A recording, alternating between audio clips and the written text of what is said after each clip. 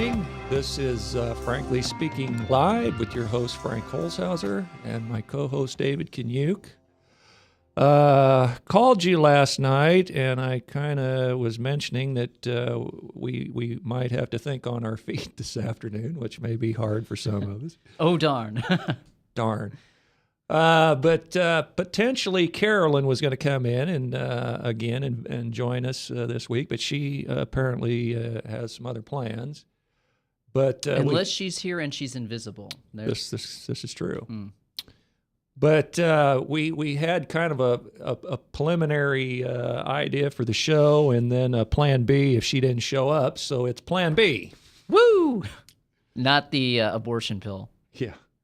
There was a marketing company. I remember I worked at a place in Chicago as a concierge for this retirement facility, and they had this marketing group coming in, and the name of the marketing group, and I don't want to put bad publicity, I'm sure they do fine group, but the name of the group was called Plan B Marketing. And I was just laughing because what horrible advertisement is that your group is called Plan B? Well, you must be the backup marketing. If my original marketing doesn't work out, I guess I'll call Plan B. I just thought it was a terrible name for a marketing group. And then one of the people's there, they look at me and they say, well, what do you know about marketing? I know enough not to name my company Plan B. Well, here, I'll top you on that one. When my wife and I were first married in the early 70s, she worked for a company called Aid Insurance. And they quickly, after the AIDS epidemic come out right. in the early 80s, they changed their name, obviously, to another company. Oh, you're looking really healthy today. You look like you got peace of mind. Why is that? I have AIDS. Now, of course, it was over here, I believe, on 5th across from, or 6th across from Veterans Auditorium, and they had a little water. Shouldn't say waterfall, but they had a little water display. It was the AIDS pond. That kept getting soaked. Oh, no. Somebody would come along and throw a box of laundry detergent in it or whatever, and they'd have bubbles going everywhere. At least they had the cleanest fountain in Des Moines. Yeah. But anyway, if you would like to join our show this evening with your questions or comments, be sure and call toll-free 855-244-0077. And if you'd like to join us locally, call 244-0077. Well, there's a couple of news items in the news this week that just kind of hit the news actually last night. And one of them is Obama's a policy on immigration and his refusal to basically deport. While they claim that their deportations are up, they're basically they claim violent crime is up. They claim unemployment is down. None of that's true. Well, apparently turning people back from the border is called a deportation in the Obama administration. Ah, I see. So, with that in mind, I dug something up out of my archive, and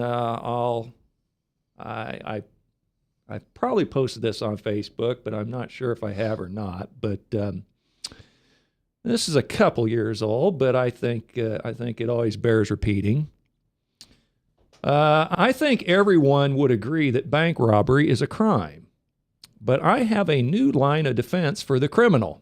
It goes like this. If a bank robber can get inside the bank, he should then be hence referred to as an undocumented depositor. He must be given human rights and should have his plight considered, maybe because the banks in his town have very little money. If inside the bank, he shall not be questioned, identified, or deported because a half hour before the robbery, some of his relatives came to the bank for a reunion. And besides, he may want to bring his grandparents and uncles to the bank later on. And how could anyone think of disturbing or uprooting this fine, upstanding family?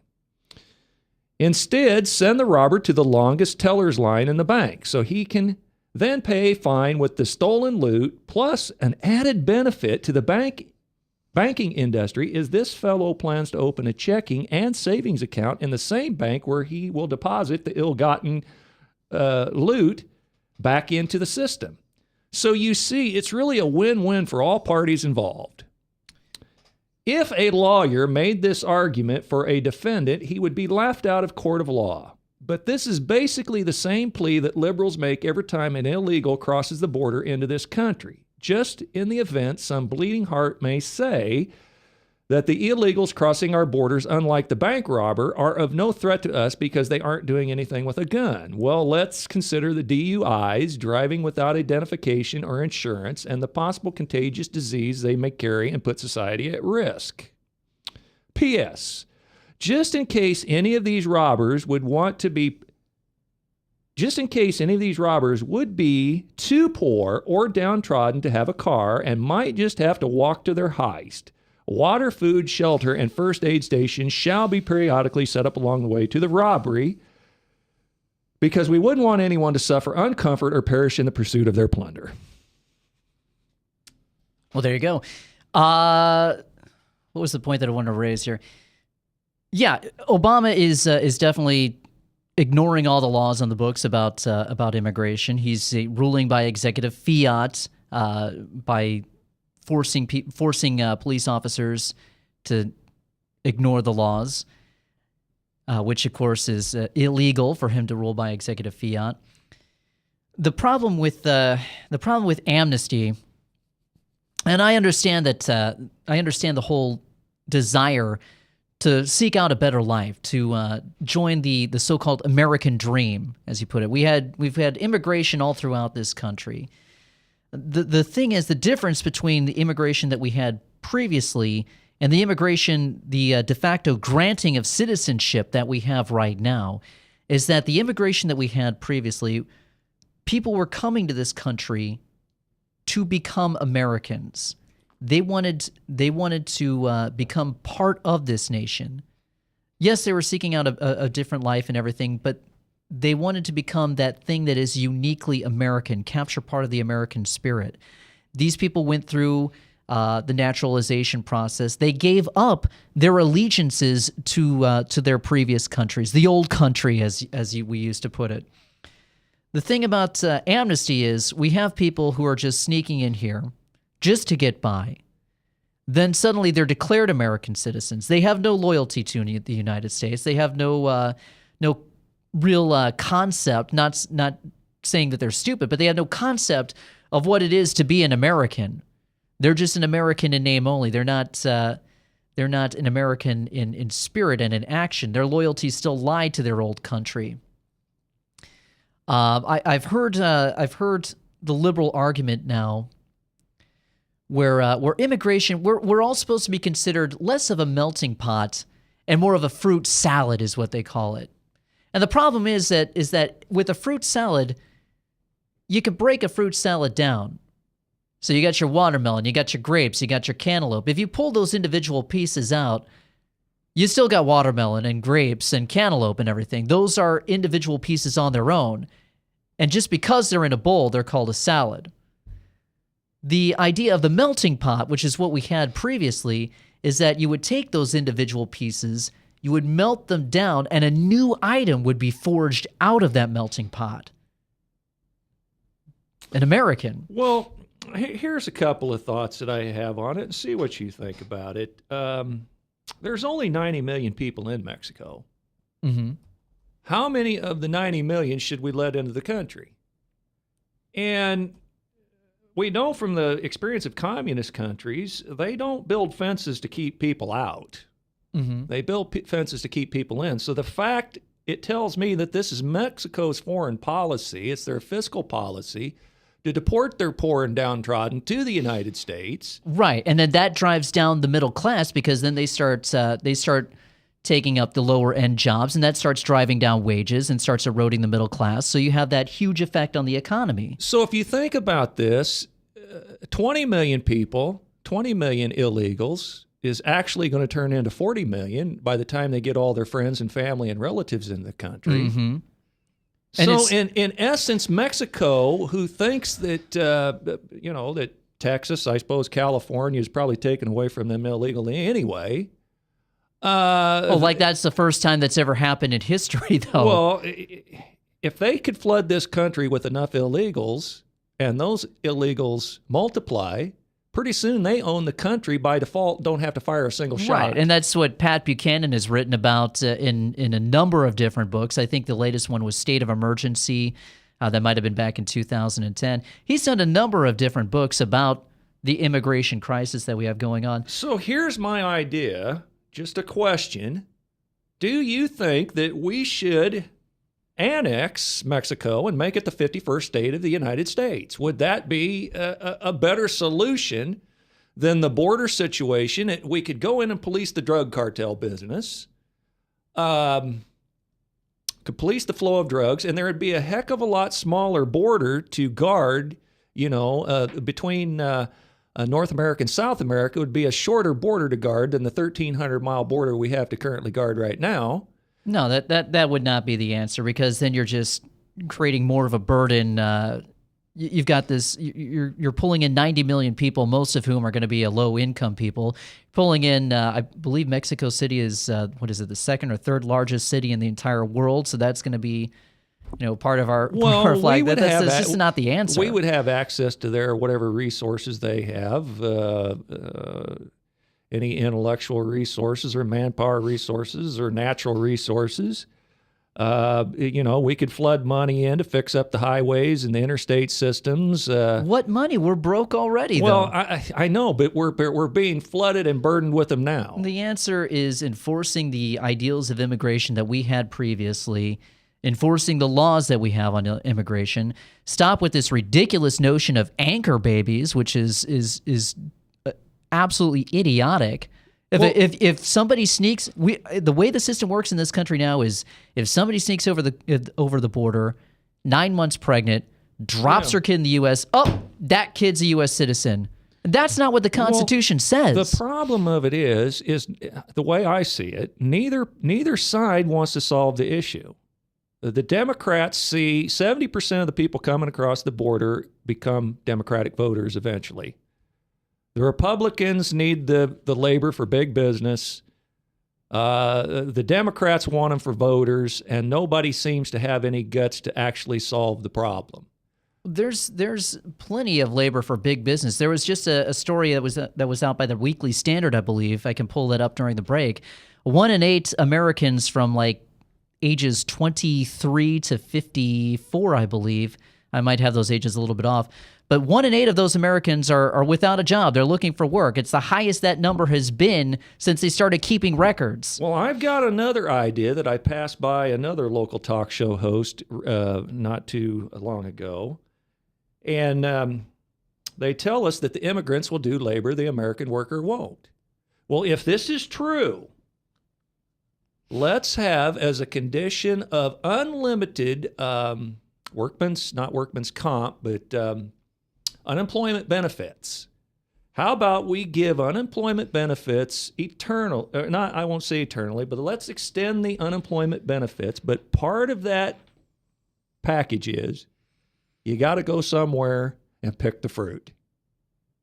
So that the fruit's getting picked, that we don't have to have the illegal immigrants doing it, and you can have the money for picking the fruit, plus you can draw your unemployment too, till you find your job. Right, and I totally believe that the unemployment system needs to be reworked, because you have people who are, almost like welfare. They are exploiting that system. I mean, it's a nice social safety net, and I understand why we have it. It is a useful thing, and it's something we should probably have. Let me just read before we go to break. Teddy Roosevelt, quoted in 1907, he says, "In the first place, we should insist that if the immigrant who comes here in good faith becomes an American and assimilates himself to us, he shall be treated on exact equality with everyone else." He goes on to say that there can be no divided allegiance here. Any man who says he is an American, but something else also isn't an American at all. So that goes for Mexican Americans, African Americans, et cetera, et cetera, et cetera. Well, this has been Frankly Speaking Live with your host, Frank Holzhauser, and co-host David Kaniuk, and we will return shortly after the break. Get away from us, you need old credit card. We don't have any more money. We're in trouble now. Save us! Help! Somebody save us! Somebody help! Help! Save us!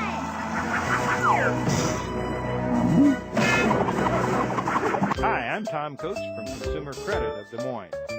If your credit card's a little too animated, give us a call. Hooray, we're saved! Super Credit, you're our hero! Yes, now your favorite programs on Webcast One Live can all be watched and listened to on any Android or Apple device. Your phone, tablet, or iPad. Yes, your favorite shows on Webcast One Live are available live or on podcast wherever you go.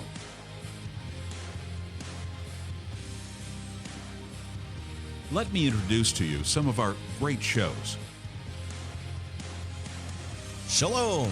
Every week on Understanding the World with Rabbi David Kaufman, we'll talk about issues in the Middle East, issues related to the Jewish tradition and religious traditions in general, and keep you up to date on exactly what's going on around the world.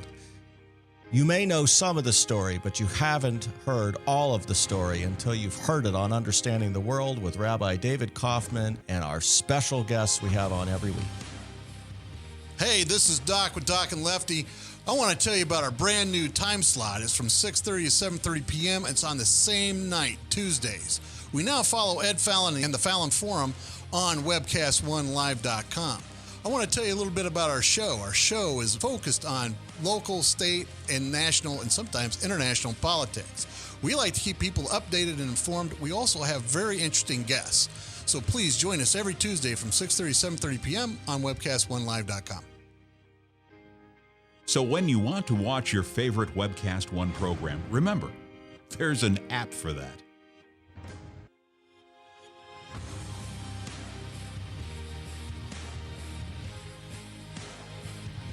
You know, there's an app for that.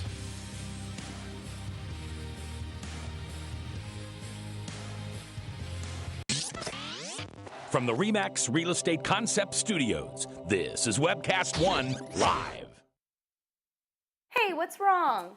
Logan wants Let's Rock Elmo for his birthday, but since Steve lost his job, I don't think we can afford it. What did you do for money last year when you and John were struggling to make ends meet? My secret? I went to Me and Mommy to Be. We sold all of Megan and Ryan's clothes and toys there. They give back the highest percentage on their items in the area, and it was so easy. Megan's clothes? She's 15. Yes, they can sign newborn through trendy teens. We're not struggling now, but I'm gonna keep saving and making money at Me and Mommy to Be.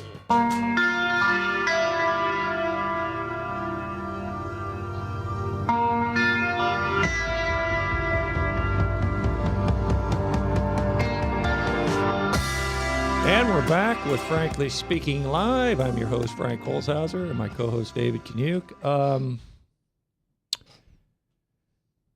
Apparently, Don Sterling's in the news again, so I thought maybe this might kind of spark this conversation. Dallas Mavericks owner Mark Cuban recently acknowledged that he has been, quote, prejudiced. Boy, the speech police must have the league scared crapless. If Cuban is willing to preemptively out himself of this heresy, the question becomes to me is what shoe is going to drop on him? What is on tape or video of Cuban saying? That he's trying to get out in front of the story. Well, to tell you the truth, I don't care.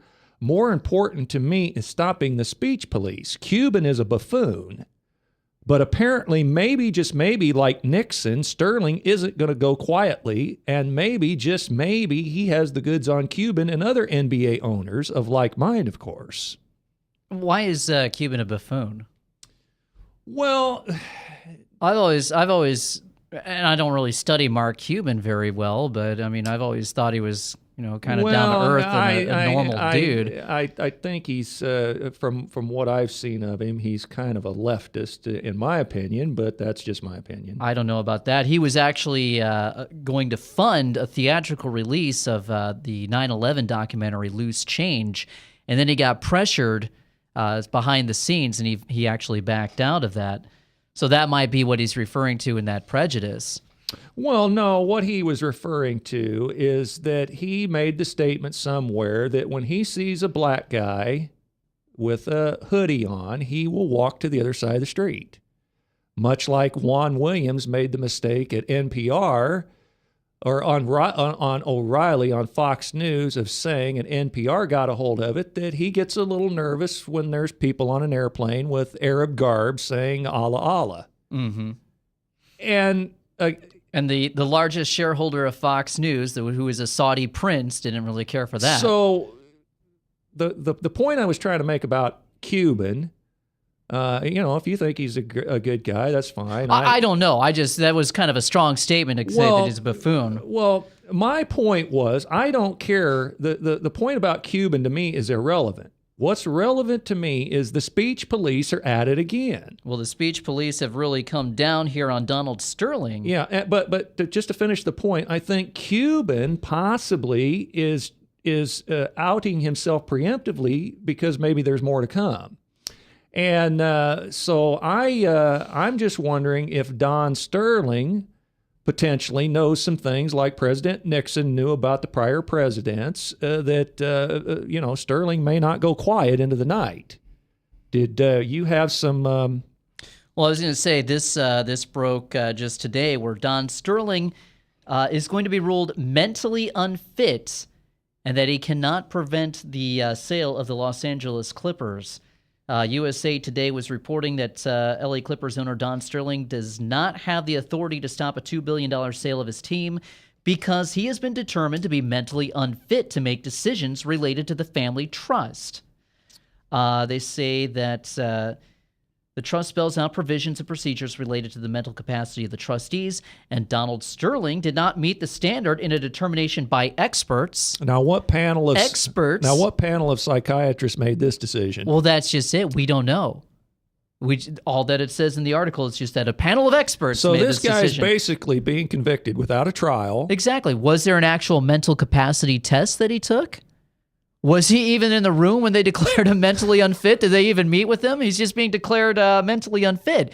This is the penalty now if you say anything that's deemed politically incorrect. I think the real telltale on this whole Donald Sterling story is who ends up owning the team, and then we will know who had their, who had a conflict of interest in seeing Don Sterling go. Well, it looks like it's going to be former Microsoft CEO Steve Ballmer is who they want to sell the team to. He wants to buy it for $2 billion after, and I don't know, here's my uber conspiratorial mind coming in here, because he's owned the team for 33 years, and if you do a lot of studying into the occult underbelly of society, 33 keeps popping up a lot with Freemasons, and a lot of major stories you'll see that, but that's beside the point. The real point is here, this guy is a beta test for what they want to do to anybody who has an unpopular opinion. And they're using race now as kind of the bait for that, but later on that's going to go to anybody who has an unpopular opinion about the government is going to be determined mentally unfit. Well, we've already seen the largest psychiatry meetings, where they get together to determine what the new psychological standard is. We've already had this affinity against authority, so to speak, declared as a mental illness. This is the same type of tactic that they used to use in the Soviet Union. If you didn't appreciate the Soviet state, you were declared mentally unfit. Okay, here's another posting that I had that will fit into this line of conversation. It's something that happened here about 2 weeks ago. I realize that being an uneducated rube that I can't be, on a level with the enlightened liberal. But how in the hell does the rapper Macklemore get by with mocking Jews, complete with a hook-nosed disguise, and plead ignorance? Well, excuse me, but another lib wanting their cake and eat it too. You can't be enlightened and plead ignorance. Now, here is a guy that come out, and they're not discussing a panel of psychiatrists wondering why Macklemore come out and made fun with a hook nose and rapping a song that had something to do with money. So it was pretty obvious that he was parroting the Jewish community. No one's taken him to task. No one's threatened to take away his career because of this speech. But yet Donald Sterling said something in a private conversation that would not be eligible to be in a court of law. A jury would not even be able to see that the context of that recording because it wouldn't be allowed into the courtroom as evidence. So it looks like it's going after your political enemies. Absolutely. What the whole Don Sterling thing is, this is a very well orchestrated beta test to see if they can get away, if they can use unpopular opinion as a reason to seize somebody's assets. That's what this is all about. And that's just the first step. You're going to see a second test. If they get away with this, you'll see it progress to a second step where they're going to try and jail somebody for their speech. Well, yes, eventually, they will have to imprison Christians for their... Exactly. For trying to preach the gospel. So we know that eventually this is going to come to pass, but it's funny how it's going to start in the political arena and then it will quickly move to the faith-oriented Well, arena. I don't know. Again, that's why, and you'd have to do your own studying on Freemasonry and things like that, but that's why the whole 33 years thing kind of threw me off. But like I said, that's neither here nor there. But it's an absolute fact. That's what this is all about, is beta testing whether or not they can seize somebody's assets based off of an unpopular opinion. Yeah. Well, now the second story that kind of made the news this week that I caught last night was apparently Obama and Hillary are getting together to get their story straight of what went on in Benghazi, because potentially, if she runs for president in 2016, she has her battery of defenders out there who are going to. I mean, first of all, there was 7 Republicans appointed to the committee that is going, and is it Gowdy? Gowdy is going to chair the panel. Trey Gowdy. But the Democrats were refusing to participate because they wasn't going to get an equal number 6-6. Mm-hmm.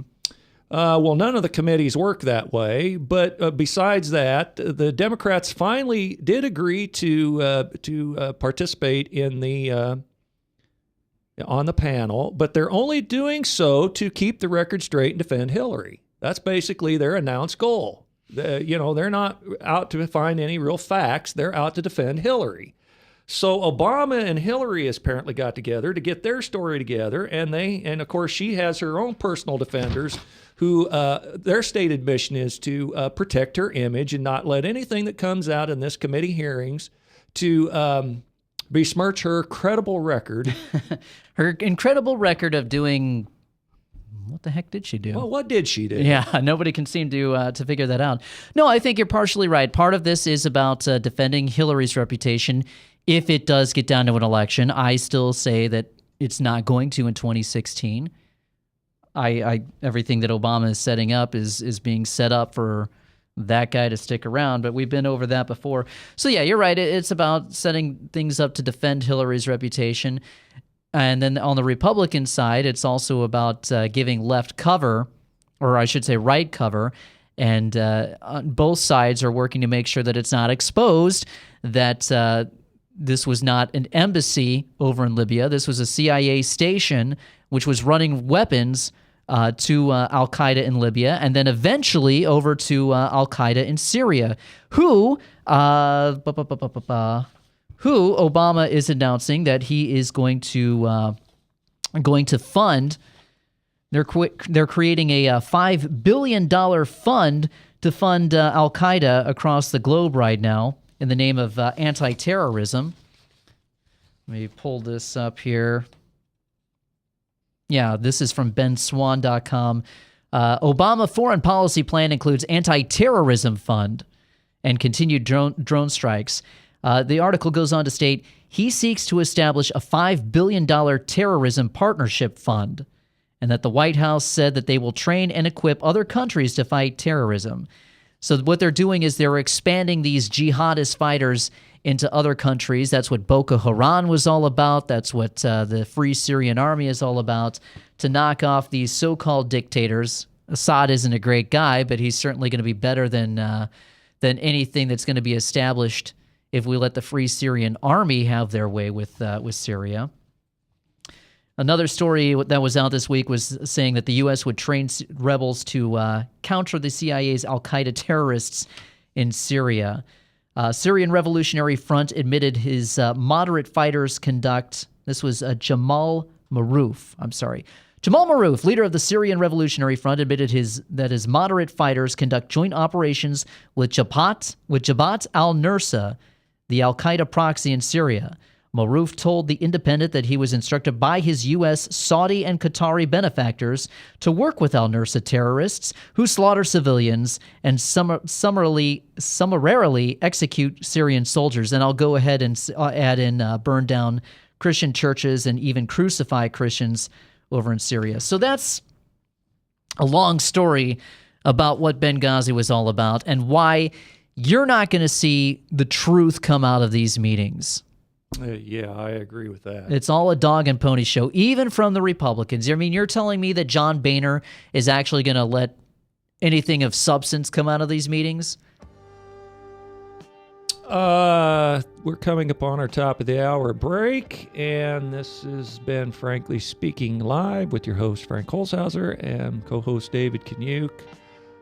When we return, we're going to talk about Edward Snowden and NSA spying.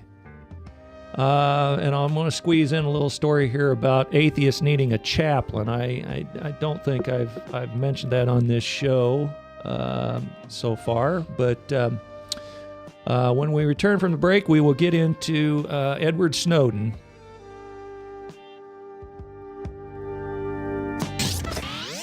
From the RE/MAX Real Estate Concept Studios, this is Webcast One Live.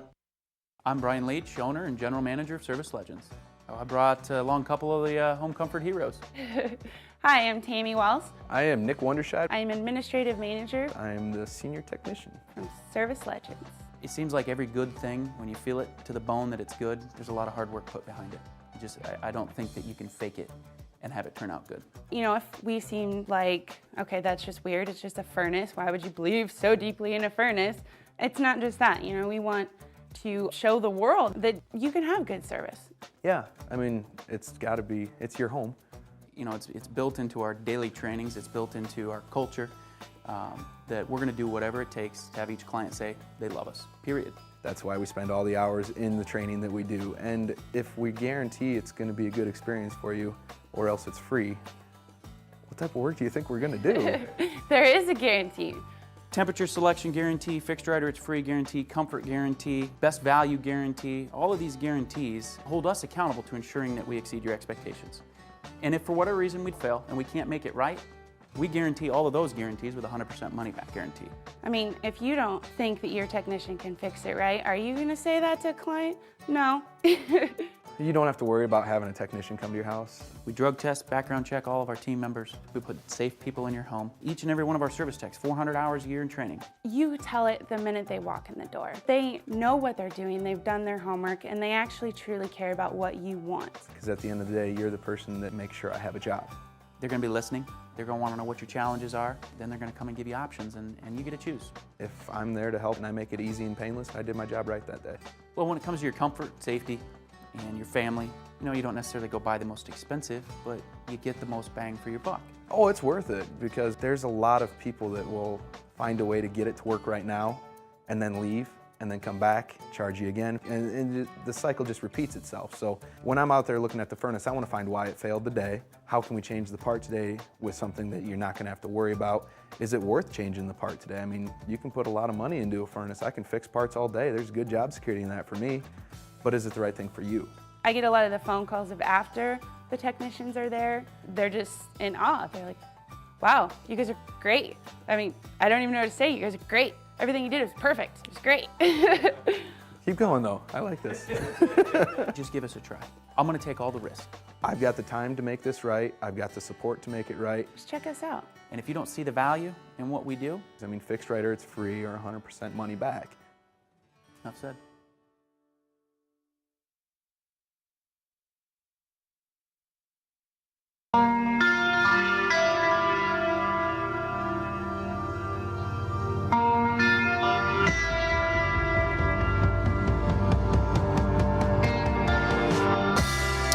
we're back with Frankly Speaking Live. I'm your host, Frank Holzhauser, and my co-host, David Kanyuk. A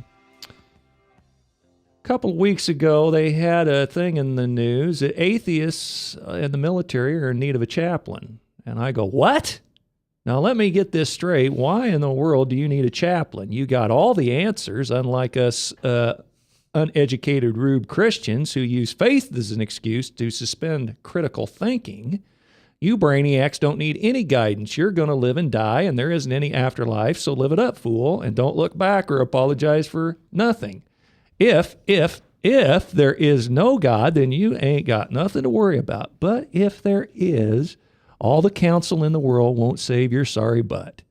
So make your bed and lay in it. You don't need a chaplain to tell you that. I just told you for free. I wonder what the atheist church services would be like. I mean, is it just sitting around and watching Cosmos all day? Yeah. Well, Big Bang. I know a particular atheist, I think, that mentioned to me one time that they attended kind of like, I don't want to say a Unitarian church or something. It's something. That figures. It's something where they get together and they just discuss religious views openly that everyone has, just kind of as a learning thing to, maybe I'll learn this point from you, you learn this point from me. It's just a kind of an open forum or exchange of ideas. Mm-hmm. That no one's coming with any necessary hard convictions that Christ died for your sins and that he's your savior. Nothing, nothing too radical like that. But of course, if you do come to exchange that idea, well, then you're out. Yeah. Sorry. Yeah. Yeah, that won't be heard. Well, obviously, the other big news item that happened this week, and I called you on the phone last night kind of discussing some of the things we might talk about, and I was mentioning to you that on C-SPAN, this week, they had a debate, and it was on one side, Alan Dershowitz and Michael Hayden defending the use of the NSA. And on the other side was Glenn Greenwald, who is the writer and I guess a columnist, who is helping Edward Snowden, who is now in Russia, get some of Snowden's ideas and thoughts into the media.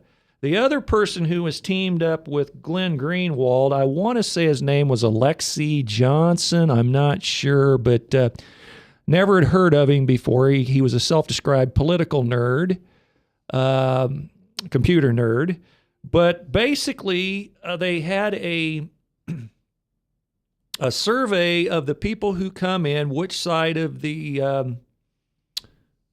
aisle they were on the NSA spying, and then I guess they had a vote after the debate to see how many people had changed their opinion or changed their view of when they first entered into before they heard the debate.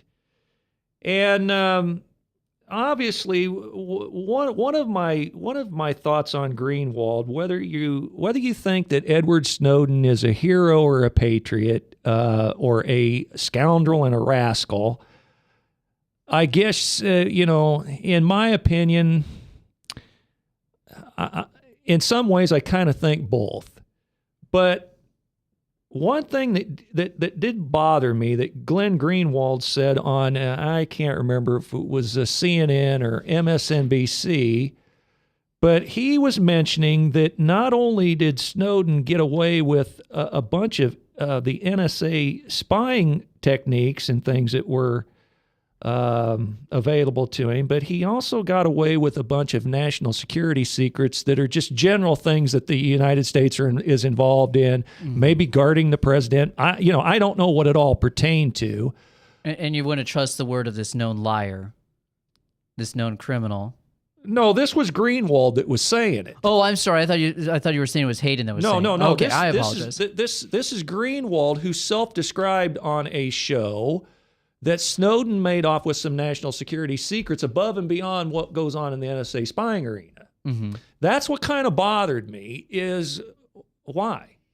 I mean, if you're just concerned about a right, an injustice that needs justice, and you want to rectify this situation, then stay on point, stay on target, and take things pertaining to what's going to back up your case. I don't think that he was necessarily needing to take things other than that. Well, it may not have been that he was purposely trying to take those things. It might have been like a package deal, so to speak. He was going after something, but it tied into something else, so that was kind of revealed along with what he was getting. I don't know if that's for sure. The whole Snowden thing, it's getting a little bit more fishy as time goes on. It just, I don't know, something's just not ringing true.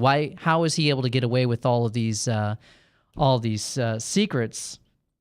Steve Pieczenik was on the Alex Jones show earlier in the week. For those of you who don't know, Steve Pieczenik was a State Department advisor, also an author.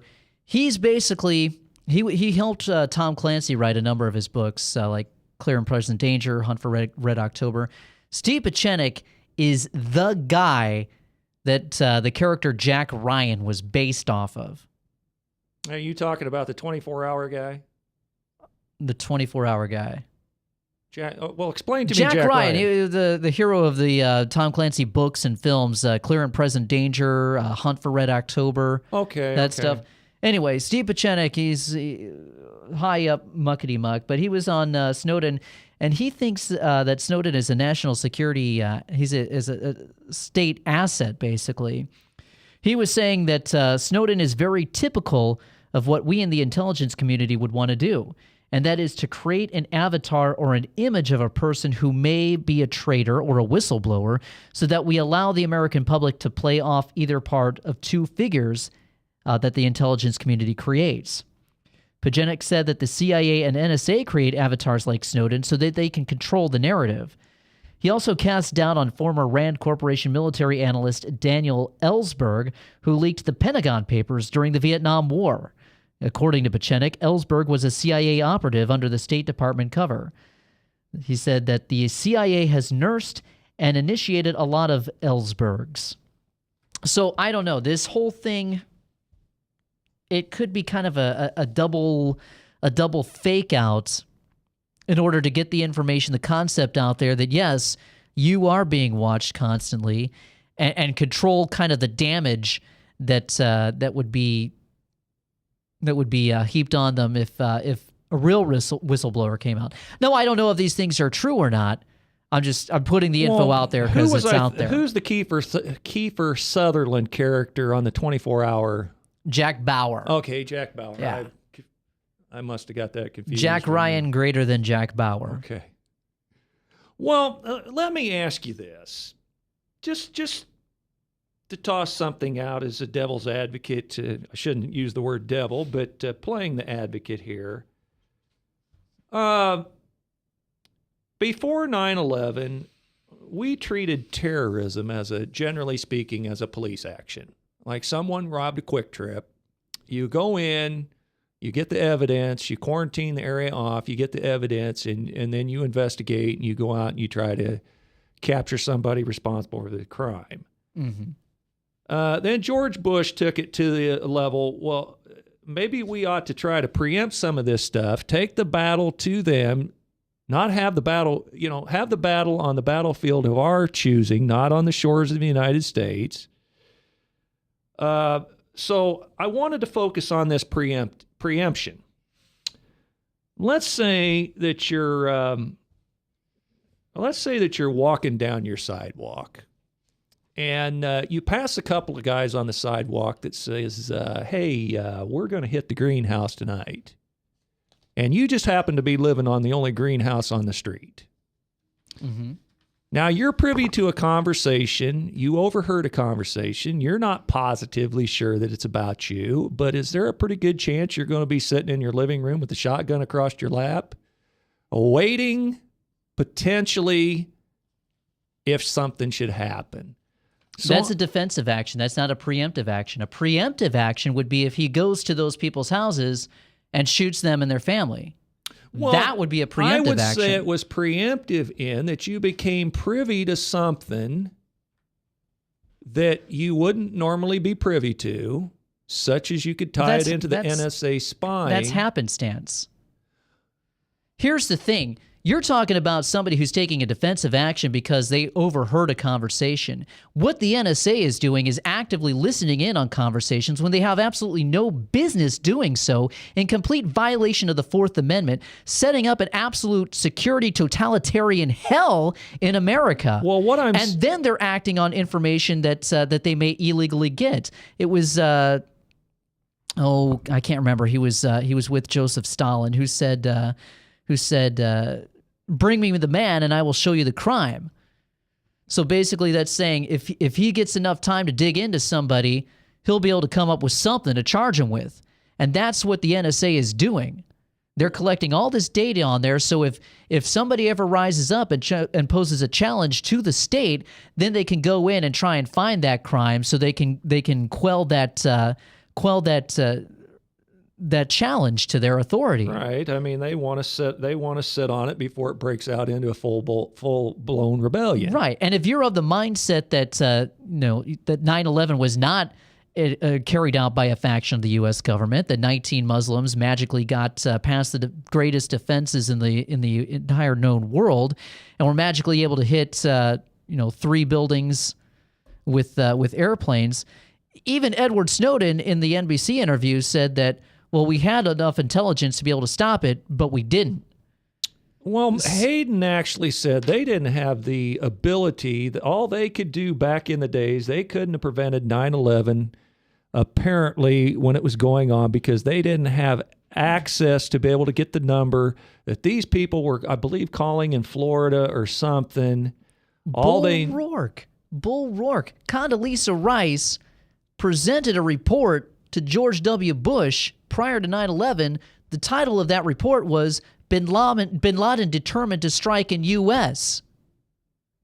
It doesn't get more clear-cut than that. No, they were talking about the hijackers, a couple of the hijackers, I think, that was living in Florida. Yeah, in a house that was also occupied by FBI assets as well.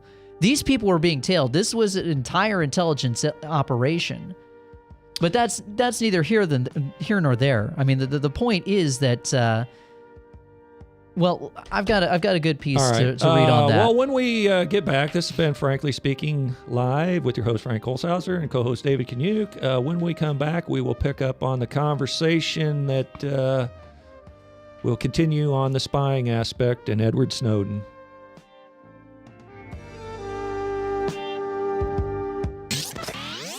From the RE/MAX Real Estate Concept Studios, this is Webcast One Live. Hey, psst. Let me let you in on a little secret. You ready? Always try to do business with people, not places. Especially if you seek honest Christian business people. And when it comes to my car, I really need to trust who's working on it. Now, my family is so blessed. A few years ago, we found a family-owned automobile repair shop that operates as a Christian business also. Open, honest, reliable, trustworthy.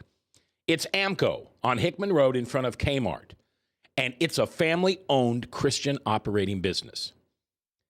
This family treats your car as if it was their car. Everything from oil changes to transmission repair and everything in between. So the next time you feel the need to be at peace with your choice of who you can trust with your car, give AMCO on Hickman a chance to serve you. And tell them Max sent you.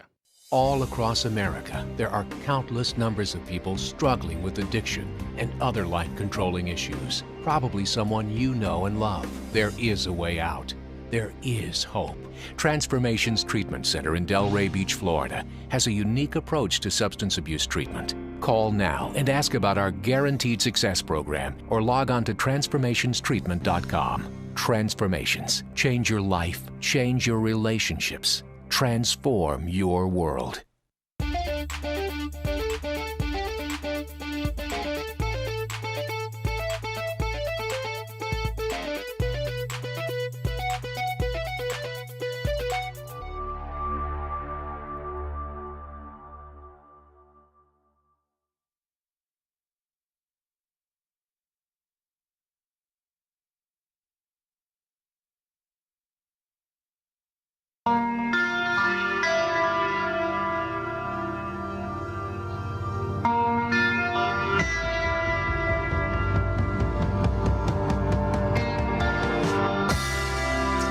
And this is Frankly Speaking Live with your host, Frank Holzhauser, and my co-host, David Kanyuk. And not that there isn't plenty of fine candidates for Hypocrite of the Week, but I didn't particularly scope any out this week. So in the interest of continuing our conversation on NSA spying and Edward Snowden, I guess I would just ask you, what should we do preemptively with terrorism and still protect our rights and our privacy in this country? There's nothing that you can really do that's purely preemptive. I would say if you've got intelligence that 3 guys are going to board a plane and hijack it, and then you put agents out in the field at the airport, and you pick up the guys, after they get through security, you pick up the guys before they get on that airplane. Yeah, you're preempting them from getting on that airplane. However, those guys have they've actually taken action to get on that aircraft. Now, they haven't hijacked it, obviously, but the intent was there based off of that intelligence. Well, for example, should we disrupt training camps? Should we follow the money line? Should we lock up foreign banking accounts where the secret money is being funneled in? Well, that is taking post-emptive action. You are taking a look at people who are training to do something, and then you're taking action against them. The problem with this is that we're really funding most of these terror groups, it turns out. I mean, again, Free Syrian Army, the MEK, Boko Haram, we're all funding those people. Well, a lot of times what we find ourselves in the predicament in our foreign policy in this country is we don't ultimately want to get involved in nation building, but what we end up doing is we end up funding almost sometimes both sides of the same war, like Iraq and Iran, to basically fight them to a stalemate, so that, no one person, like let's use Saddam Hussein for an example. This guy had supposed aspirations for some of his neighbors' oil fields. We didn't want that guy having a nuclear weapon and control of a large percent of the Mideast oil supply. So we didn't want him having a nuclear weapon, which he wasn't building at all. I mean, well, he had aspirations to go nuclear at some point. No, he didn't. He couldn't have cared. He knew that the moment that he tried to, he would have gotten attacked. Everybody knows once you go nuclear, they don't mess with you anymore. I mean, that was North Korea's goal. That was some of these different regimes' goal. Iran's goal, obviously. Now you have to, treat them. There's no hard evidence that Iran is even trying to get a nuclear device. Well, the point being that we didn't have necessarily a dog in the fight between Iraq and Iran. They were both evil guys, and I think we funded them both to just fight each other to a stalemate. Plus, we was funding. We was fighting a proxy war against Russia. Russia was funding in weapons and things, and we were fighting proxy wars with the Shah of Iran back in the 70s. Right. We had installed our own puppet government in Iran, and then the Islamic Revolution occurred, and then we funded Saddam Hussein as a way to get revenge against the overthrow of that puppet government. The question I want to ask you is, do you think that the NSA should be spying on everything just in case? Well, some people claim you have to have, it's like finding a needle in a haystack, but you have to have the haystack to ever have a chance of finding the needle. That's their defense. Now, I don't appreciate it. I have a half-brother who's been on the Des Moines Most Wanted several times. He's quite familiar looking to me. Similar looking to me. There's been a lot of times when I've walked in Prairie Meadows Casino and I've been followed around by, security. When this half-brother of mine was on the Des Moines Most Wanted list, because I think they thought that I was him. And I was waiting to get thrown down on the floor and put in handcuffs, and I was just chomping at the bit to have a lawsuit against Prairie Meadows for false arrest. But the point being is every time you walk in anything, you walk in a Quick Trip, you've had your picture taken.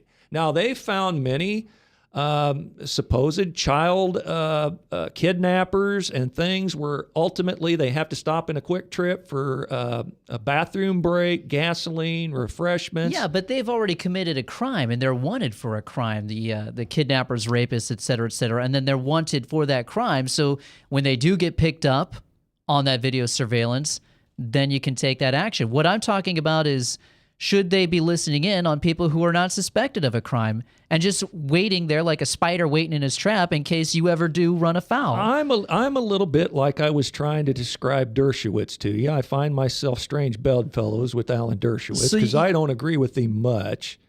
But I guess I come down on it that you have to have some ability to walk and chew gum at the same time. You have to look out for the security of the United States, plus have our guaranteed privacy, free speech rights. Well, you're giving that up by letting the NSA spy on you.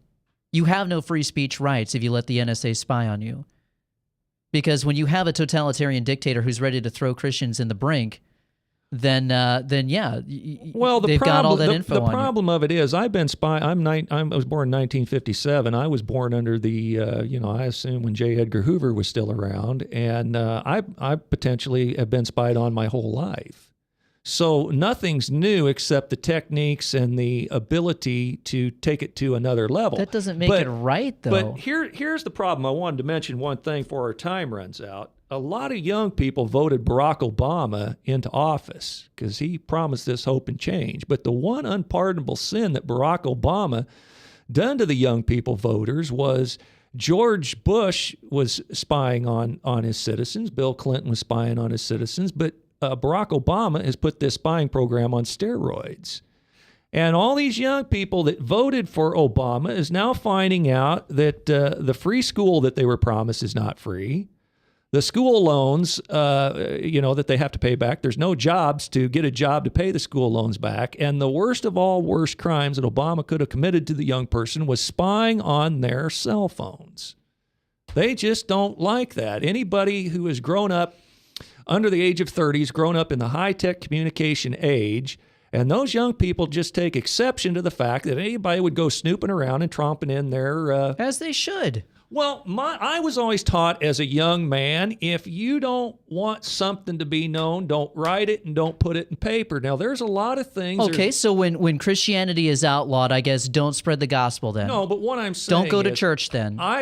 When I get because on, it's illegal. The government says it's illegal now, so you can't express that thought. When I get on Facebook, I've got a buyer beware. I've got to know that anything I put on this Facebook is ultimately open for public domain. Mm-hmm. I really can't have no expectation of privacy, so I don't expect any. Yeah, you're willingly putting that out in the public domain. The difference is, should you have everything that you're doing privately be spied on by the government? No, and that's what the NSA is doing. I don't think that private conversations like Donald Sterling had, whose private conversation of anything could be laid open to public scrutiny and have your job hinge on, whether the public scrutinize that as good or bad. And that's what the whole NSA thing is about. And that ties right back into Donald Sterling. They want to be able to criminalize thought and speech and be able to take your assets and eventually throw you in jail. And down the road, for those of you who are watching Prophecy, they're going to kill you. And that's what this is all about. You got to stop the police state now. Well, I kind of take I agree, but I take a little bit of a caveat view that we have to be able to walk and chew gum. We have to protect our country, but at the same time, protect our citizens' privacy. You can still do that, but you don't have to violate the law to do that. What's the perfect formula for that? I'm not sure, but go ahead. That's all I got. I'm saying that there is no, you don't allow any type of evil in. And this NSA thing is absolute evil. And that's all I got to say about that. All right. Go Blackhawks tonight. Well, this has been Frankly Speaking Live with your host, Frank Holzhauser, and co-host David Kanyuk, and we're likely to end up in this conversation at some point next week.